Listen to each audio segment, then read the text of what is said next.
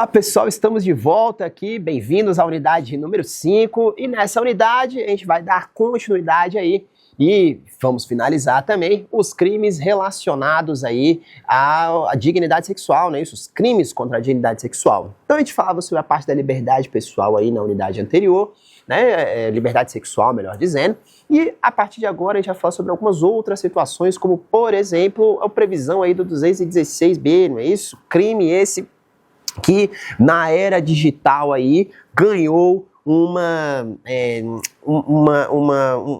posição de protagonismo, né, no cenário nacional aí, que é o registro não autorizado da intimidade sexual, tá certo? Então veja bem, quando a pessoa está ali em algum tipo de ato sexual, qualquer que seja ele, certo? E a pessoa ali de alguma maneira capta fotos ou capta imagens de vídeo, não é isso? Então esse registro não autorizado aí, né, e basta que um capte e o outro não autorize, tá? Não precisa ser sem autorização dos dois, não. Basta que seja sem autorização de um dos participantes, inclusive independe da quantidade de participantes, né? A forma normal aí, 1 e 2, mas a gente tem outras situações aí que de repente tem mais pessoas envolvidas. Se uma das pessoas não autorizar a captação dessa imagem, ou se a imagem for captada sem que essa pessoa saiba, ou que essa pessoa de alguma maneira autorize, isso caracteriza o crime do 216B, tá? E lembre-se, também caracterizará esse crime a realização, a confecção de montagens de natureza sexual, tá? Então outra coisa que nós vimos muito aí foi o quê? O pessoal pegar normalmente o corpo de uma mulher nua aí e colocar ali, por exemplo, né, criando através da montagem ali o rosto de uma atriz famosa, o rosto de uma cantora famosa, certo? Isso também caracteriza o registro não autorizado da intimidade sexual e é o crime previsto no 216, né? Ele está inclusive sozinho nesse capítulo aí, foi trazido inclusive pela Lei Carolina Dickmann, né, que todos sabem que teve a sua intimidade sexual aí exposta, né, a público aí, né, exposta nas redes sociais. A seguir, a gente encontra aí a previsão do crime lá do 217A, e esse crime aqui é famoso, apesar de ser um dos piores do Código Penal, que é o chamado estupro de vulnerável, né? No 217A, umas coisas eu preciso dizer para você, tá? O 217A, ele fala aí do estupro de vulnerável.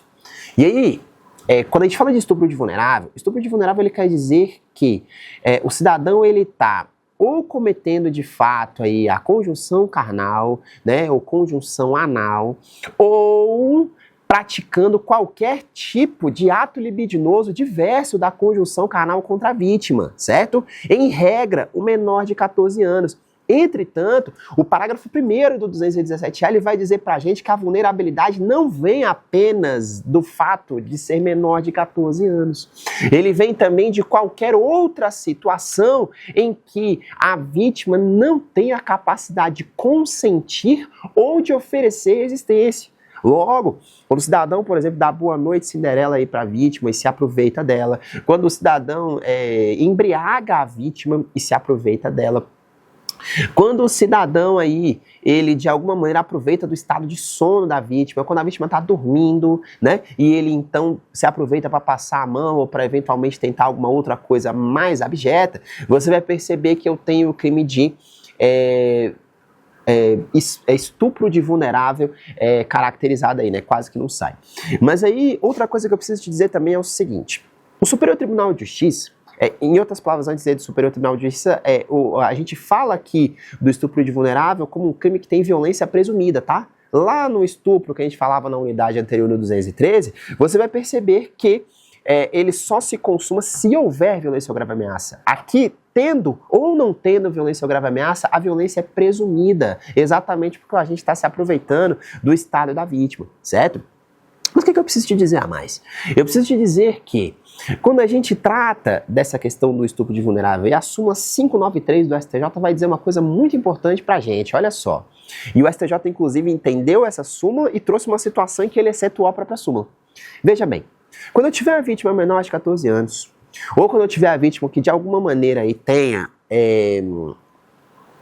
sido dopada ou não tenha condição de consentir ou de oferecer resistência, né? Inclusive estupro de deficiente físico ou mental também caracteriza estupro de vulnerável, você vai perceber o seguinte, que nessa leitura, nessa visão, o STJ fala então que a violência vai ser presumida e vai haver estupro de vulnerável independente do quê? Da vida sexual anterior da vítima, se ela já era de alguma maneira aí, né, não era mais virgem, de alguma maneira assim, ou se havia consentimento da vítima ou dos seus pais ou responsáveis. Independentemente disso, há estupro de vulnerável, porque a violência é presumida. Só que o STJ excetuou essa súmula dizendo o seguinte, em uma determinada situação, o STJ então usou aqui a questão da proteção da família e do melhor interesse do menor. Por quê? Porque um cidadão que tinha 20 ou 21 anos, se eu não me engano, tinha uma relação com uma menina de 13, certo? Mas era uma relação autorizada pelos pais, que eles moravam juntos, constituíram devidamente família, ela engravidou. E o Ministério Público chegou a denunciá-la pelo crime de estupro de vulnerável. Só que o STJ entendeu o seguinte, falou, nós não estamos aqui diante de alguém que violentamente buscou satisfação de lascívia, a gente está aqui diante de alguém que está buscando constituir uma família. E então o STJ entendeu que nesse caso há uma exceção à súmula, né? Considerando que tinha uma família devidamente constituída e que permitir que esse autor respondesse por esse crime e fosse preso por ele, eu estaria aí desfazendo, né, violando a unidade familiar. Então o STJ usou uma ponderação de princípios para excetuar a súmula nesse caso, tá? Caso interessante aí, julgado interessante a se pensar e se debater, tá bom?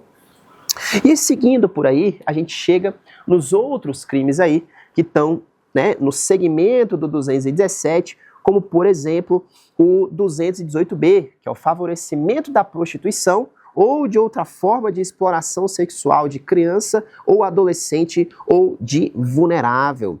E aí veja bem, aqui o nosso agente ele faz o seguinte, ele favorece, né, facilita, ele faz a intermediação, por exemplo, da prostituição para criança, adolescente ou vulnerável, certo? Prática altamente horrenda, né? E por esse motivo é um crime que é alçado à condição de crime hediondo, tá? Então ele também é um crime hediondo, assim como é o estupro, assim como é o estupro de vulnerável, o favorecimento à prostituição de criança, adolescente ou vulnerável também é, tá? E aí, no segmento eu tenho o 218C, que ele faz meio que um paralelo lá com o 216B, que a gente viu agora há pouco.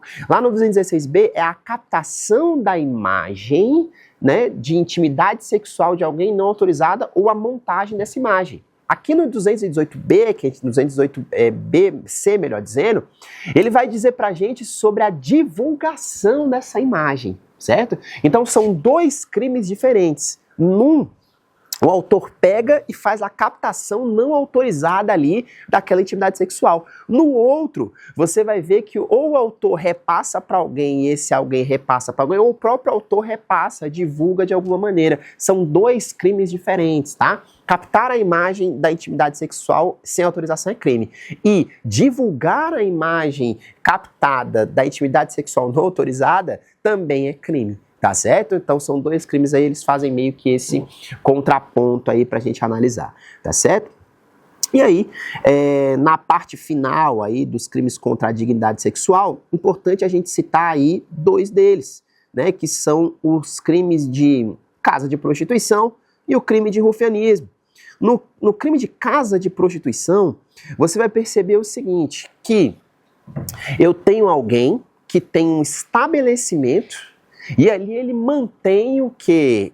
A questão da prática sexual. Então veja que ele não está explorando a prática sexual alheia diretamente, mas ele está mantendo um lugar em que alguém, que pode ser ele ou não, está explorando a prática sexual, né? Ele montou ali um cabaré, né, digamos assim, e ele mantém esse local aí. Isso é crime, certo? E o crime em seguida, que é o rufianismo, a gente conhece aí como aquele que, né, explora sexualmente a atividade sexual de outra, que a gente conhece popularmente como o cafetão, não é isso? Ou a cafetina. Esse cidadão aí é o rufião, não é isso? É o nome técnico dele, porque é o crime do rufianismo, né? Então o crime de rufianismo que a gente tem aí previsto é quando eu exploro a atividade sexual de outrem aí, até me sustentando através disso, né?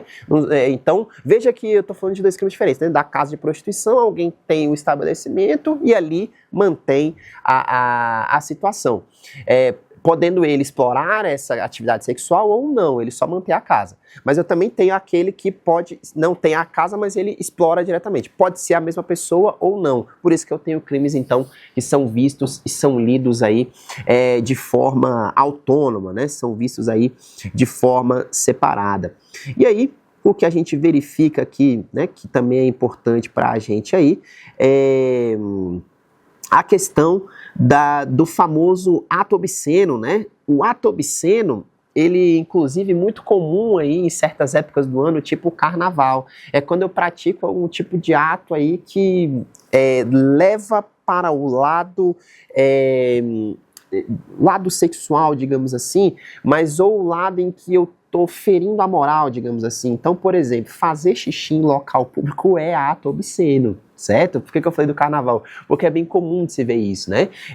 Nos últimos carnavais aí, você pode ver até algumas notícias ou algumas operações policiais no sentido até mesmo de coibir, né, essa prática aí, né, porque é um ato obsceno, né, você vai ver que, a grosso modo, daquilo ali eu tô ferindo a moral, né, eu tô ferindo determinadas situações aí, em que eu tô até mesmo perturbando, né, a paz pública, porque eu tô constrangendo as pessoas que estão ali nas proximidades. E é importante a gente citar, por fim aqui, que esse delito, né, esses delitos contra a dignidade sexual aí, tem causas de aumento de pena que são aplicáveis a todos, né? Então eu tenho aumento de pena, por exemplo, da metade até 2/3, se a prática sexual não autorizada ou mediante violência aí resulta em gravidez, né? Então eu tenho um aumento de pena previsto para isso aí.